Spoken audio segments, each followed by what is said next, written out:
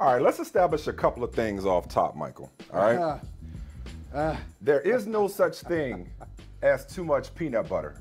That's number one. That's where you're wrong. Number two. That's where you're wrong, but keep going. Number two. All right, you can tell me in a second. You can retort. I will allow you to retort to all of this momentarily. Okay. In my opinion, let me rephrase it. In my opinion, and I don't think it's an opinion, I think it's a fact, but in my opinion, there is no such thing as too much peanut butter. Secondly, smooth or creamy peanut butter is for dogs, mousetraps, and savages. All right? Third, when it comes to jelly, it's always strawberry, preferably strawberry preserves. I'll settle for grape. Crunchy peanut butter is the only way to go, my friend. And the crunchier the better. See, extra crunchy. And give me all the peanut butter and enough strawberry that is falling off the bread. So I look at people that eat creamy peanut butter the same way I look at people that put sugar on their grits. I look at you sideways. Listen, if you want me to never come to your home again, serve some peanut butter and jelly for anything. I'm not talking about for the main, I'm not talking about for dinner. I'm not just talking about for lunch. For any occasion, serve peanut butter and jelly, and that is your way of profanely greeting me. That is your way of saying, look, I didn't have the heart to disinvite you, so I'm going to hope that you just walk away because I'm going to present you a platter of peanut butter and jelly. Maybe the most disgusting combination ever created. I think peanut butter is gross. Peanut butter in any form. As a matter of fact, I start to feel some kind of way. Sorry, Dr. Carver. So sorry, Doc. Hey. Wherever you are. Oh, no, Doc Carver, I appreciate you, bro. I appreciate everything you did. And thank you a million times over for you and Booker T at Tuskegee. Thank you. But anyway, I'm talking about that use of, because Dr. Carver was creative enough, we had like thousands of uses for the peanut. What's your beef with peanut butter? Peanut butter. What's your problem with peanut Dr. butter? Carver. George Washington Carver didn't like peanut butter. What's your issue with peanut butter? What did peanut butter do to you? This is nasty. It's nasty. I don't like it. I don't like the consistency of it. It's the consistency. See, I got to question how you were raised. And this is no insult. Well, you this is no insult to your mother by any means. But I'm just like, I've already done that. We both come from. I've already questioned how I was raised. But we both come from humble beginnings. We come from syrup sandwiches, ketchup sandwiches, sugar sandwiches. Yeah. Air sandwiches. And you sitting up there turning up your nose. Private school got you all sedity like that. You turning up your nose at peanut butter. I mean, people survive on peanut butter and jelly. Like I don't know what you was getting. I don't know what Marilyn Holley was feeding you back in the day to where you had the nerve to fried bologna. Push away peanut butter, fried bologna. Fried bologna sandwich. All right. Good stuff. All right. Agree to disagree. All the other stuff. Ketchup sandwiches, good. Now mayonnaise sandwich. I don't like mayonnaise. Mama gonna work it out. Consistency. Mama gonna work it out. Consistency. It's consistency. All right. It's just something about it. It just turns me on. We'll anyway, we'll leave it there. Hold on. Wait. No. Wait. First of all, hey, you go just pretend like you've been here? Welcome back, man. Yeah. Welcome. Thank you. Welcome back. I appreciate it. Good to see you. Thank you. I appreciate it. You feeling good? To see you too. I appreciate it. Okay. You feel good? You feel good, or are you just saying that? What? It's good to see you? No, it's good to see you. No, I'm saying you're feeling good to be back, or are you just saying? Okay. All right. Yeah. Good to see and be seen. All right. So, getting back to the game, after the delay, the Buffalo Bills continue to eat at the expense of the Kansas City Chiefs. Yeah. Yes. 23 in the quarter. Mahomes has that one. That's Gregory Rousseau. What a nightmare night for the Kansas City Chiefs and a dream for the Buffalo Bills. When we get to the end of this football season, we're going to look back on this night and we're going to say this is the night a lot of things changed in the AFC. Coach, did you see this coming? Is there any way to see a team that's been so good as you guys have been over a long period of time, hitting a rough stretch like this? No, I mean, I didn't see this coming, and not tonight. This game tonight, I came in thinking we had a chance to win the game, and we didn't handle ourselves the right way, and so that's my responsibility, and to get that right. And I look forward to when both sides of the ball play well together, because we could be a real good football team. Well, I think, you know, as it is your guys' job, I think this is going to be made a bigger deal than what it is. You know, we are in week 5. Last time I checked, you know, 4 wins doesn't get you into the playoffs. We came into a hostile environment, played a really good team, ended up with a win, and you know that's our goal each and every week. And to come out here and to be resilient through the lightning delays and a couple plays here or there. But again, I'm proud of our team for how we handled the situation. Coming in, like I said, away games are never easy, no matter who you're playing. And each week it's a different situation, different matchup. So you gotta go out there and execute a game plan. That's what we did today, and that's what we're gonna have to continue to do. Safe to say that was a statement win for people in our business. Statement win for the Bills last night at Kansas City. But Michael Holley, the question is, what did it say? Okay. Now, I heard Chris Collinsworth. Great, by the way, great game. Great game last night. Even though it wasn't as close as I thought it was going to be, it was very entertaining. You know, Bills, Chiefs, we were looking forward to it. I heard what Collinsworth said. I disagree with Collinsworth that we'll be looking back on this and saying it represented whatever, this changing of the guard, something new in the AFC. And I tend to agree with Josh Allen. Look, man, like Buffalo is terrific. Lost that first game of the year to Pittsburgh at the crib. Since then, not that they've won games. They've rolled everybody. They've rolled everybody. Like, oh, y'all don't even know. Like, we mad. I don't know. We may have had a slip up against Pittsburgh. We mad at all y'all. We mad at everybody. We mad at our Bills teams that lost 4 straight Super Bowls that Michael Smith still insists, you know, did something positive. You know how hard it is to get to 4 straight Super Bowls? He says. Anyway. Good memory. Look, this is what it represents, though, seriously.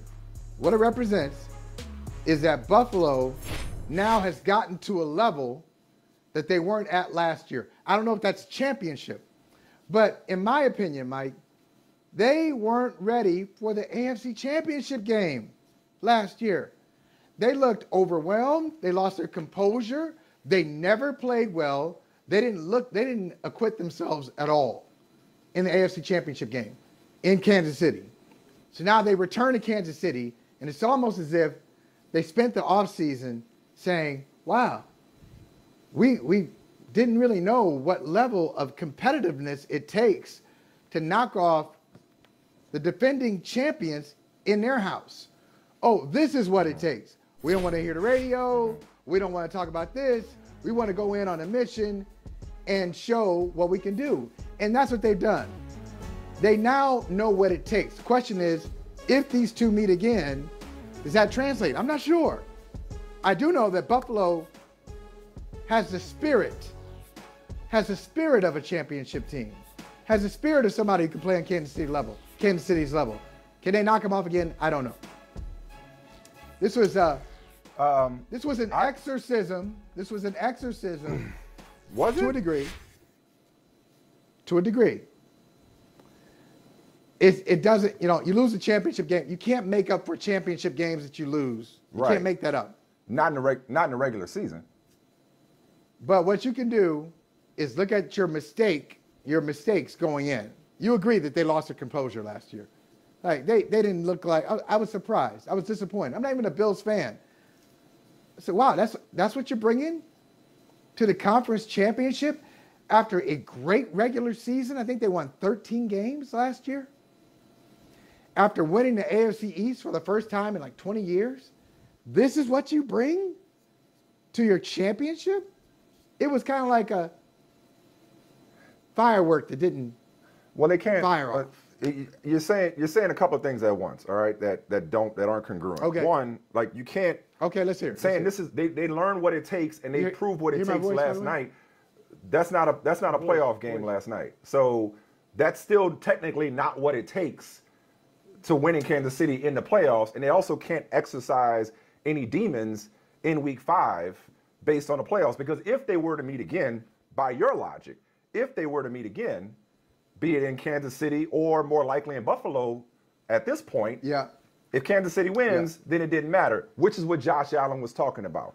Having said all that, Michael, I'm submitting myself to being a prisoner of the moment. I know this is a prisoner of the moment statement, what I'm about to make, but so be it. Not only have the Bills reached the Chiefs level, they passed the Chiefs. And I'm wearing a T-shirt from Ferris Bueller's Day Off. I'll quote Ferris by saying, life moves pretty fast. If you don't stop and look around once in a while, you can miss it. All right? I say that to say this.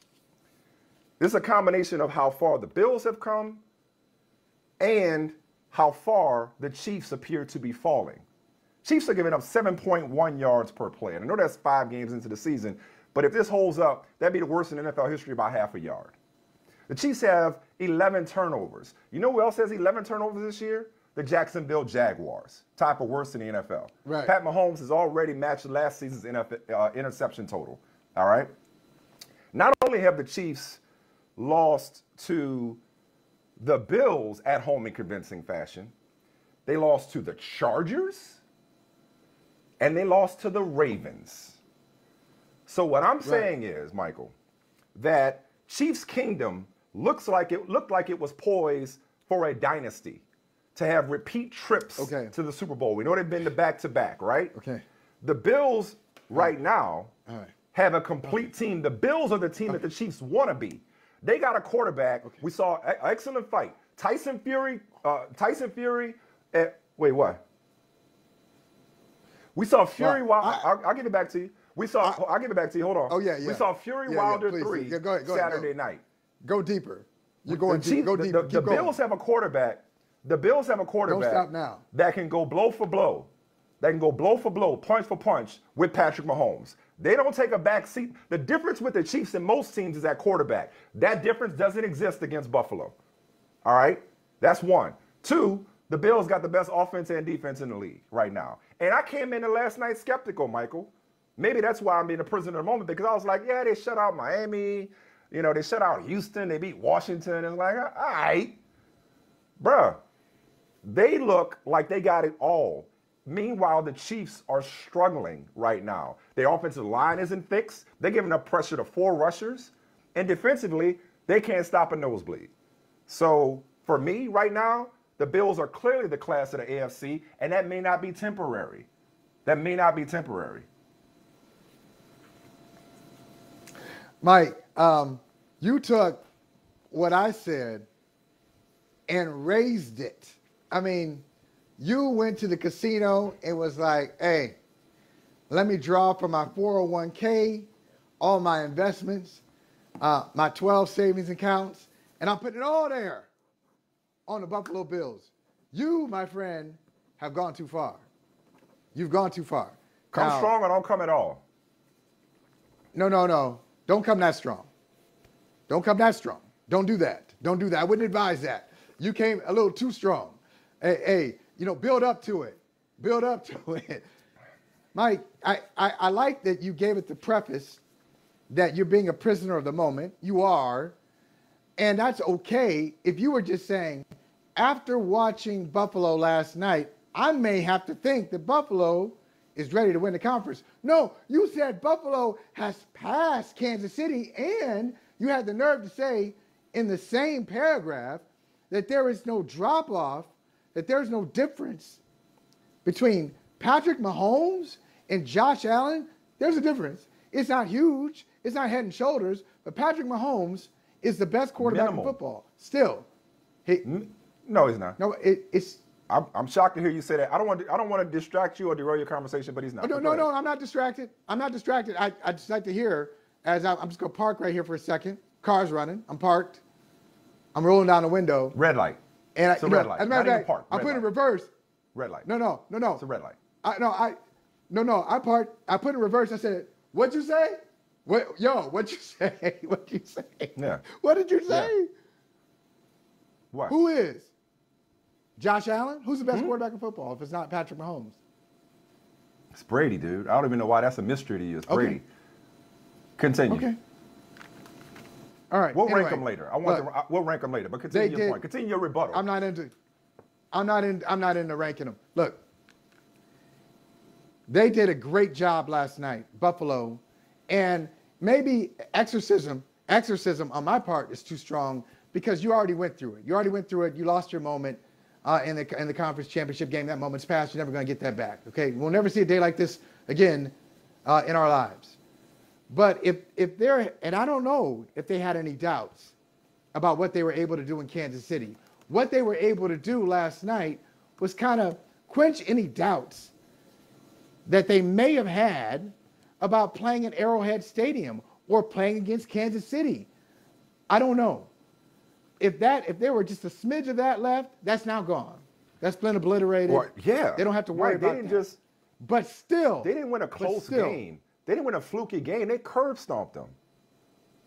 They did. This is the only blowout Kansas City has had this year. They lost to the Ravens by a point. They lost to the Chargers when they had some turnovers. They got beaten down. They got beat down by the Buffalo Bills last night.